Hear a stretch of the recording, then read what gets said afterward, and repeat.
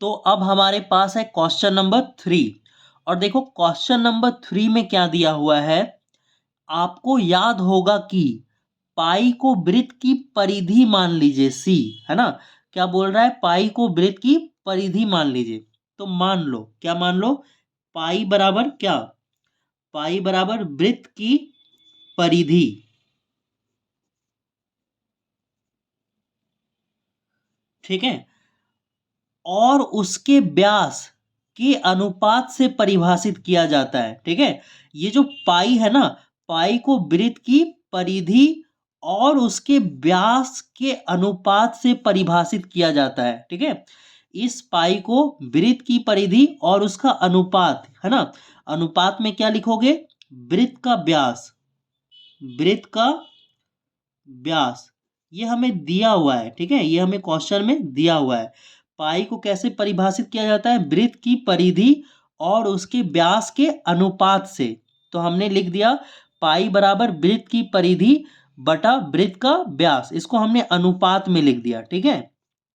अब देखो आगे हमें क्या दिया हुआ है, हमें बोल रखा है कि पाई वृत्त की परिधि को हमें क्या मानना है, सी मानना है, और उसके व्यास को क्या मानना है, डी मानना है ना। वृत्त की परिधि को क्या मानना है, सी, और वृत्त का व्यास को क्या मानना है, डी। अर्थात पाई बराबर क्या, सी बाई डी, पाई बराबर सी बाई डी, ठीक है। तो इस तथ्य का अंतर विरोध करता हुआ प्रतीत होता है कि पाई अपरिमेय है, ठीक है। तो ये क्वेश्चन आपको बोल रहा है कि पाई क्या है, पाई अपरिमेय है ना। तो आप कैसे ये सिद्ध करोगे कि ये भी अपरिमेय है, ये भी क्या है, अपरिमेय है।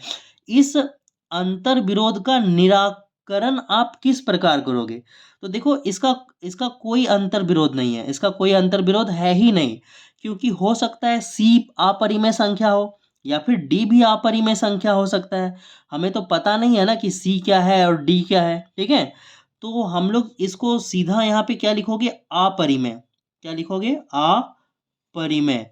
और एक छोटा सा रीजन आप नीचे लिख देना, इसका कोई अंतर विरोध नहीं है, ठीक है, इसका कोई अंतर विरोध नहीं है, ठीक है। तो ये हमारा आंसर है।